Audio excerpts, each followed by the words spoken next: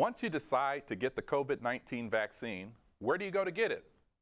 We're here to help with important information from the experts. Welcome to part 5 of the COVID-19 Vaccine S.A.F.E series. I'm Justin McCoy from Blue KC. We're proud to host this series that shows how the COVID-19 vaccine is not only safe, but also simple, accessible, free, and easy. And as you can see now, we're obviously observing physical distancing requirements and being cognizant of the fact that we're still in a pandemic. And so we have Dr. Rex Archer joining us virtually, who is the director of the Kansas City, Missouri Health Department. Thank you for being with us, Dr. Archer. Well, thank you for doing this. This is an important topic. Couldn't agree more. I'm going to start right in, Dr. Archer, with you. So can you first take us through your own personal experience of receiving the COVID-19 vaccine? How simple and easy was the process? How did it go? So I'll do you one better. Okay. For the last 50 years, I've gotten the annual flu shot. When I reported for 3 days in a college football scholarship, the coach didn't want to lose his job because the team had a flu pandemic at the end of the season. When I went to medical school, I didn't want to harm a patient or even kill a patient because I got the influenza and passed it on. So I've had my shot every year for 50 years. And I look forward to probably getting a COVID shot every year for the rest of my life also, because I think that's probably what we're going to end up needing to do. When I got my shot several months ago, it was actually not any different than just getting the flu shot. Now, I had heard, and there is data, that sometimes when people get the booster, they'll have some fatigue the day or two afterwards. Mm-hmm. You know, it's kind of like if you really work out hard and you work out harder than you normally do, and you can be fatigued the next day or two. Well, that's what your body's doing. When you get vaccinated, it's challenging your body. It's kind of like working out before the big game. It gives you that ability to protect yourself. And I had the same thing. So I actually scheduled mine on a Friday because with the 65-hour work weeks that I've been having the last 14 months, it's a little lighter on the weekend. So I wanted to make sure if I was tired, it was on a Saturday and Sunday. Sure. That makes great sense, and I'm glad you put it that way. It makes a lot of sense to put it in that context, that you're thinking about, you know, your patients, you're thinking about others, and it should just be a part of your annual routine. You know, the side effects from the vaccine are nothing compared to the side effects from getting the disease. So if you're worried about the side effects of the vaccine, then you should be a lot more worried about the side effects of the disease. Absolutely. All right, so Dr. Archer, for my next question, why should someone get the COVID-19 vaccine? Why is it safe, and what can be done to address vaccine hesitancy? So our immune system can work even better when we have a chance to build it before we are stressed. Mm-hmm. So in the same way that an athlete works out before competition, by getting the vaccine, your body gets a chance to get ready for that virus. The neat thing is that the vaccine is not the virus. It is not a virus at all. So you cannot get a viral infection from the vaccine. What the vaccine does is it takes parts of that virus particle or components that will help the body recognize that virus, and it says, oh, I know this is a problem. So it's kind of like having an alarm system or a watchtower so that you can see the enemy coming. Yeah. Your body is geared up so that it can then fight off that infection. That makes perfect sense. So it's like training your body to go, I've been here before, so I know what to do when this presents itself. Yes. That's great. And that way it also stops it before it can replicate in large amounts. That's one of the challenges with viruses, is once they get into a cell, they can make thousands of copies that then spill out and infect 1,000 other cells, which then do the same thing. So it can actually take off geometrically. But by the body having that heads up, it can stop it at that early stage before it can really take off. So now, where do people go to get the COVID-19 vaccine? Do they have to sign up, or can they just show up somewhere to get it? So the short answer now is becoming it's easier to say where they can't get it. Huh, okay. I mean, you know, a lot of the grocery stores, the pharmacies, the health departments, their various clinics, et cetera, et cetera, and they're well publicized. Yeah, For the city, obviously, you can call 311 or go onto our website, but it's actually pretty easy. Now, the neat thing is that most of the restrictions are basically gone. So anybody that's old enough to get the vaccine can go in in fact, even the state line issue here in Kansas City is about to go away, where it doesn't matter whether you're from Missouri or Kansas, you can get vaccinated at any of our sites. okay, And most places are now taking walk-ups. Now, the one reason that I would suggest, I mean, it's better to walk up than to not walk up. right. But if you can register ahead of time, it allows us to make sure that we're thawing the right amount of vaccine.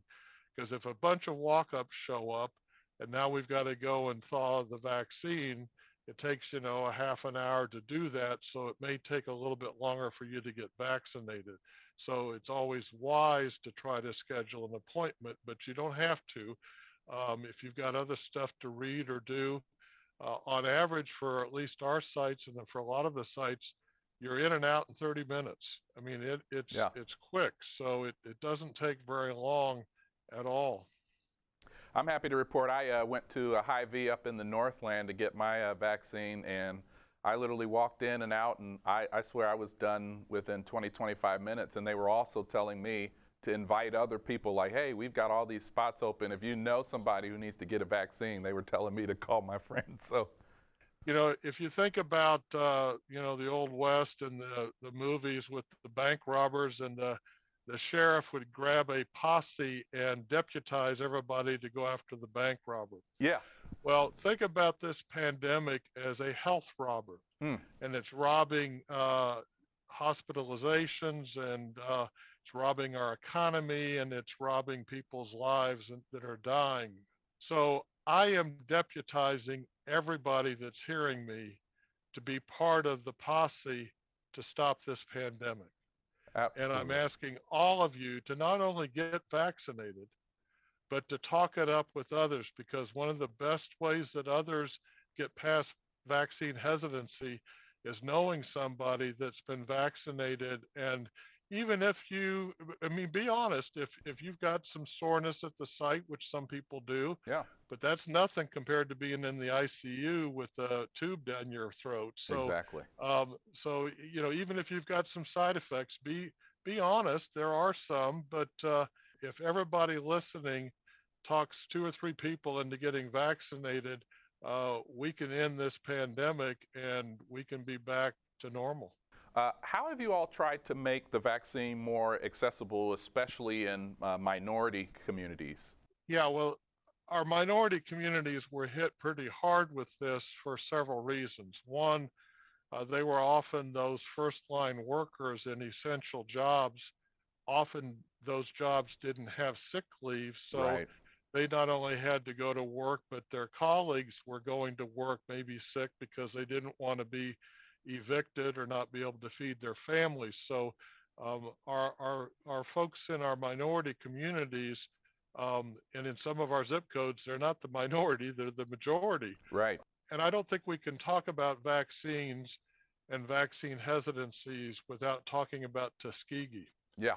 And Sure. I think it's important to mention this, because you know the government failed to give effective treatment for those 300 individuals with syphilis when we knew that we could have cured their disease. Right. And when I say we, it was before me in my public health career, but the problem is not just the 300 folks. The problem is that the trust was broken between people and the government. Yeah. And rebuilding that trust is difficult. That's been the real harm of Tuskegee long term, has been that folks that are concerned about those things then don't get vaccinated. There was an interesting research study done recently that showed that 12 individuals are responsible for almost all of the negative stuff about COVID vaccines that are circulating in social media in this country, along with, unfortunately, Russian bots that are specifically trying to breed dissension and unrest. Absolutely. And so we can't let them win by believing this stuff that they're talking about. Yeah, I think that's a very important point. Thank you for that, and I think it's especially important that you acknowledge the fact that Tuskegee is still on people's minds, and we have to put that in the right perspective. So when someone goes to get the vaccine, how should they prepare for the shot, and what should they do after they get it? I know you spoke to that a little bit, but can you speak to that again? First of all, you want to wear something that's loose, because your shoulder and the muscle up here is where the vaccine's going to go in. Okay. And if you've got something loose, then you can get that open. It's kind of inconvenient to have to take your shirt off or something like that while you're getting vaccinated. So wear something loose, or even sleeveless if it's warm enough, or you have that, or at least something that you can stretch up and get vaccinated. Okay. I don't recommend people taking, Tylenol or something before they get the shot to, quote, not have any side effects. Yeah. One, most people aren't going to get much of a side effect, so you don't really need to take it. Two, if you do start to have a little bit of a headache or some stiffness or soreness, and you want the Tylenol, you can take it, but there's no reason to do it ahead of time. I'd like you to address some myths, like can you still get the vaccine if you don't have insurance, and is it free? Not only can you get the vaccine without insurance and it's free even if you have insurance. One of the reasons, though, that some of the providers will ask you if you have insurance is that the insurance companies have really been trying to help stop this pandemic, and they're paying an administrative fee to the provider. And a lot of times that provider isn't getting anything from the federal government or any other source. They're just doing it as, a loss leader. I mean, a grocery store might get you in to get vaccinated, and then you also buy groceries. So they get some other benefits from that. But if you have insurance cards, have that information, because some folks will collect it because they'll bill it, but you don't get any billing. There's no copay. You can't be charged. In fact, if you're charged, which I don't know that has happened in the metro area, but I want to know about it, you need to report that to the health department, because we'll get that stopped real fast. Thank you. Okay, so once you're vaccinated, what are the CDC guidelines for mask wearing, especially as it was, we're in a warmer season now and we're getting outdoors. What are the guidelines for that now? We are starting to loosen up our order, and May 1, the mayor has said in outdoor areas, you no longer have to wear masks, technically whether you're vaccinated or not. Okay. Now, if you're in crowded situations, it's a prudent thing to do is to wear masks, but it's not mandated. We recommend it, but it's not required. Understood. We still require wearing masks in indoor settings unless you're specifically eating or drinking, because you can't really do that. But also, if everybody else in that room has proof of vaccination, then the risk of anybody in that room having the disease is pretty low. And even if they give it to somebody else, their risk of actually dying or being hospitalized is low. So we've actually are dropping May 1 the requirement for wearing masks when you're indoors if everybody has proof of vaccination. Okay. So if a business has a conference room and they want to be able to just meet in there, as long as everybody is vaccinated, they can do that. Absolutely. I think that's a great motivator to get vaccinated. I know I'd love to hang out, in a room with a group of friends, especially if we know that everybody's vaccinated. So, Yeah, and that guidance, CDC kind of put that out for home settings before, and we're just extending it to in the workplace kind of things. Now, I've got you. that you can't do that in a public place because you don't really know whether those other folks coming into Hy-Vee or Right. whatever the grocery store is or other establishment, whether they're vaccinated. So, and this one is really important, I think. Why is it important to get the second shot, not just the first one for the two-dose vaccine? I'm thinking Pfizer and Moderna. Why is it important to get that second shot? I know I've heard issues about there being fewer people getting that second shot as of late. So it's kind of going on the same concept of training. Yeah. If the amount of training that you should do to be able to be the best you can be in your competition, if you only do half of that, then you won't get the same results. Right. And so the second shot does a couple things. One, it increases the chances that you may not get the infection at all. That's great. It increases the chances that you won't be as sick if you do get it. And the second shot increases the period of time that you're protected before you may then be exposed and still get the disease. Okay. So that's really important. We expect that there will be boosters, whether they'll be this fall, potentially for some of the variants, or more likely December or January, but you're protected better longer if you get the second shot. So why just do it halfway? Yeah, I'm with you on that one. I know and it's not like you can't afford to get the second shot and you're not having to pay anything other than invest a little bit of time. That's right. And if we do get charged, we know to come see you or to report it to your office. Yes. As we wrap up, I just want to thank you again, Dr. Archer, for joining us in this COVID-19 Vaccine Safe series.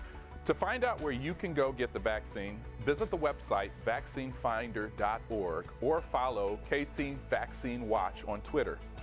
For more helpful resources, go to bluekc.com.